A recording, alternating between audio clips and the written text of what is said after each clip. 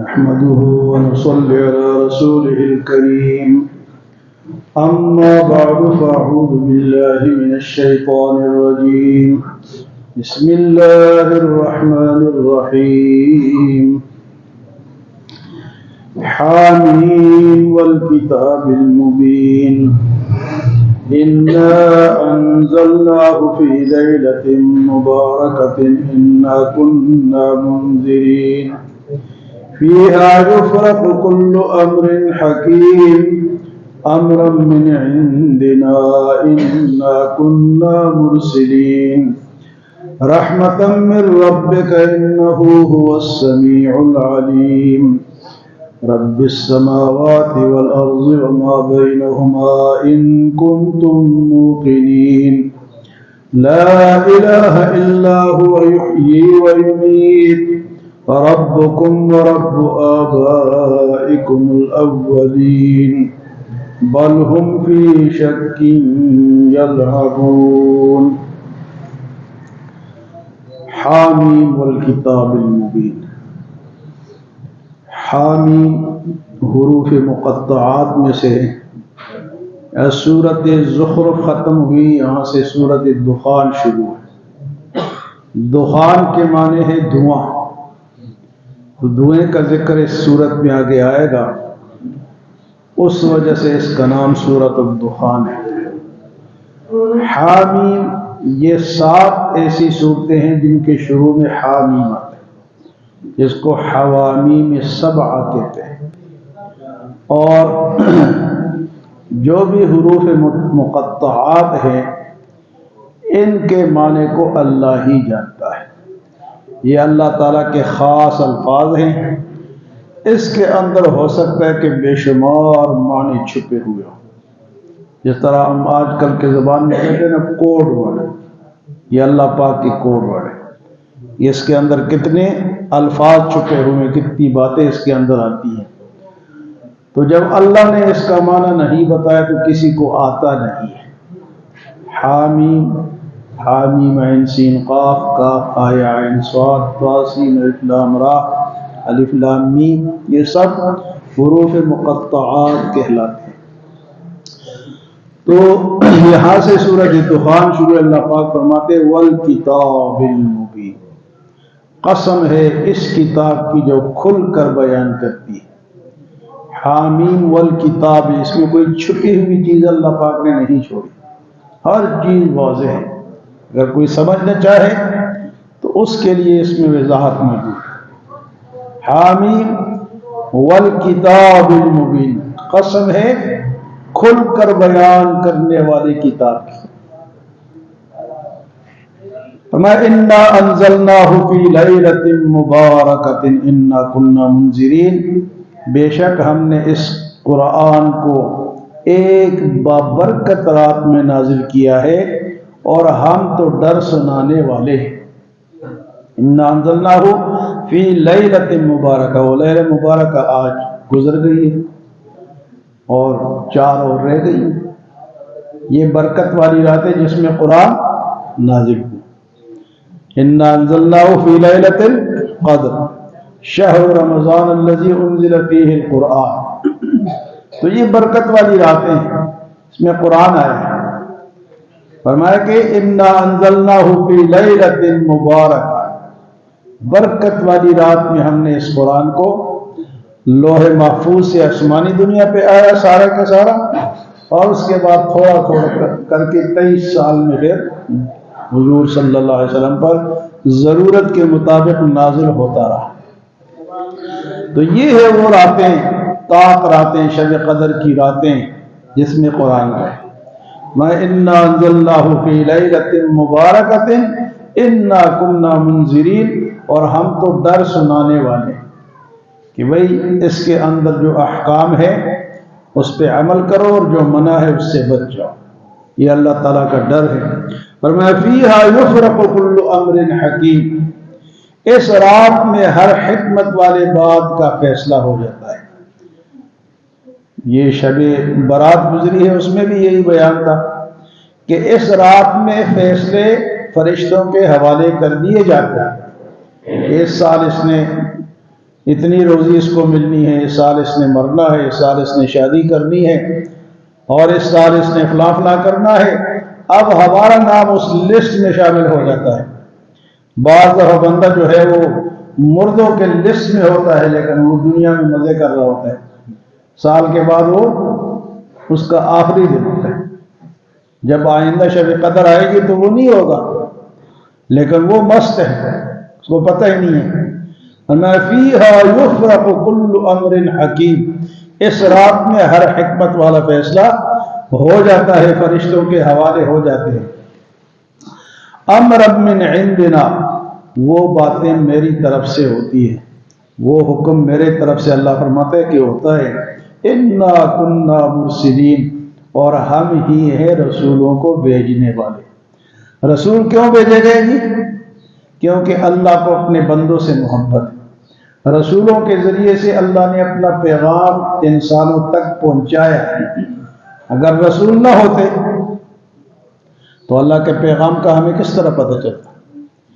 تو فرمایا اِنَّا كُنَّا مُرْسِلِينَ، ہم نے رسول بھیجے ہیں۔ اور یہ کیا ہے؟ یہ رسولوں کا بھیجنا کیا ہے؟ رحمتاً من ربک، یہ تو تیرے رب کی رحمت ہے۔ اگر اللہ نہ بھیجتا تو اللہ کسی کا پابند تو نہیں ہے، لیکن فرمایا یہ میری رحمت کیا ہے؟ رحمتاً من ربک، یہ تیرے رب کی رحمت ہے کہ اس نے رسول بھیجے، پیغام بھیجا، قرآن بھیجا، کتابیں بھیجی ہیں۔ فرمایا یہ کیا ہے؟ یہ اس کی رحمت ہے، وہ بندوں پہ رحمت کرنا چاہتا ہے، اس لیے خبردار کرنے کے لیے، بتانے کے لیے اس نے رسول بھیجے۔ رحمتاً من ربک انہ هو السمیع العلیم، بے شک وہ سننے والا اور جاننے والا ہے۔ یہ اللہ کی دو ایسی صفات ہیں کہ وہ ہر بات سنتا ہے اور ہر بات جانتا ہے۔ جو ہم باتیں کرتے ہیں نا وہ سنتا ہے، ہم چیخ کر بولیں یا آہستہ بولیں یا دل میں سوچیں تو اس کو پتہ ہے اور وہ سنتا ہے۔ کہتے جی کالی رات میں کنواں ہو، اندھیرے والا کنواں ہو، کالی رات ہو اور اس کنویں کے اندر چیونٹی چل رہی ہو تو چیونٹے کی چلنے کے پاؤں کی آواز بھی اللہ پاک سنتا ہے۔ ہاں جی، ایسا سننے والا ہے۔ یہ کوئی نہ کہے کہ اللہ سنتا نہیں۔ سب جو ہم باتیں کرتے ہیں، جو بکواسات کرتے ہیں، جو گالیاں دیتے ہیں اور جو التجا کرتے ہیں، سب سنتا ہے۔ اللہ ہر بات، اچھی بات بھی اس تک پہنچتی ہے اور بری، جو ہم بری باتیں کرتے ہیں، اس لیے سوچ سمجھ کے بولنا چاہیے۔ اور فرمایا انہ هو السمیع العلیم، علم بھی رکھتا ہے کہ کون کس نیت سے بول رہا ہے، کون اس کو علم ہے کہ اخلاص سے بول رہا ہے یا دکھلاوے کے لیے بول رہا ہے۔ رب السماوات والارض وما بینہما، پروردگار ہے آسمانوں کا اور زمین کا، وما بینہما، اور جو کچھ اس کے درمیان ہے، ان کنتم مؤمنین، ان کنتم موقنین، اگر تمہیں یقین ہو تو زمین و آسمان کا پروردگار کون ہے؟ اللہ ہے، کہ اللہ اس کا مالک ہے۔ باقی تو ہم تو سب کرایہ دار ہیں، کرایہ ادا کر کے چلے جائیں گے۔ مالک کون ہے؟ کہتے جی میری میراث، میری جائیداد، میرا فلاں، میرا فلاں، اس سب کا مالک کون ہے؟ اور دیکھو اب 100 سال پہلے اب چلے جائیں تو ہم میں سے کون تھا؟ سب یاد ہے کسی کو؟ اور 100 سال بعد کون ہوگا؟ یہ ہے اللہ کی بادشاہی، ہمیشہ بادشاہی اسی کی ہے۔ رب السماوات والارض وما بینہما ان کنتم موقنین، جب یہ بات ہے بادشاہ وہ ہے، فرمایا لا الہ الا ہو، نہیں ہے کوئی معبود اس کے سوا، نہیں ہے کوئی مشکل کشا اس کے سوا، نہیں ہے کوئی حاضر ناظر اس کے سوا، نہیں ہے کوئی مختار کل اس کے سوا، نہیں ہے کوئی مدد کرنے والا اس کے سوا، لا الہ الا ہو۔ سب کچھ کون ہے جی؟ اللہ۔ سب طاقتیں کس کے ہاتھ میں ہے؟ اللہ کے ہاتھ میں۔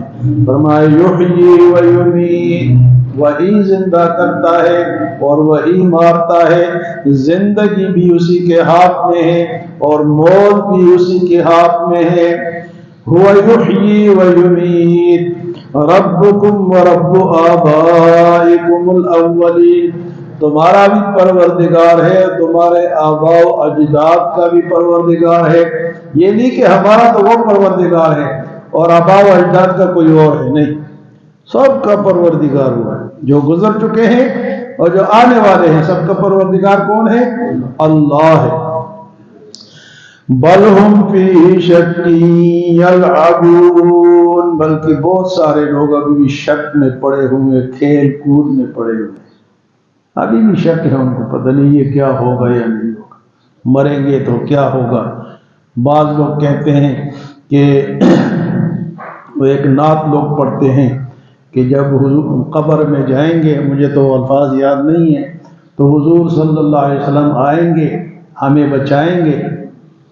کل کی خبر ہے، سیالکوٹ میں قبر کھودی، مردے کو رکھا، ابھی مٹی ڈالی نہیں کہ اس کے اوپر سانپ آ گیا۔